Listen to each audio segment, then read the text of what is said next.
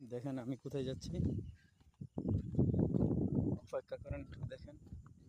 যে এখান থেকে একটা বাসা পড়ে গেছে, বাসা পড়ে 3টি ছানা ছিল, একটি ছানা বাসার ভিতরে মরে গেছে, আরেকটি ছানা এদিকে পড়ে রয়েছে, আরেকটি কোথায় এদিক।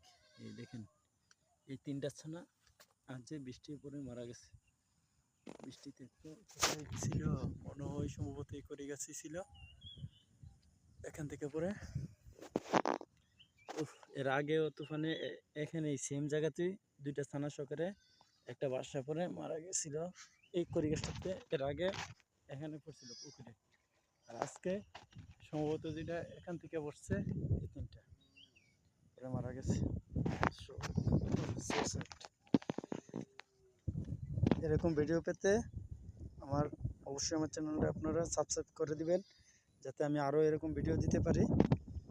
আর ফলো করে রাখবেন, অবশ্যই আমার পাশে থাকবেন। ধন্যবাদ সবাইকে।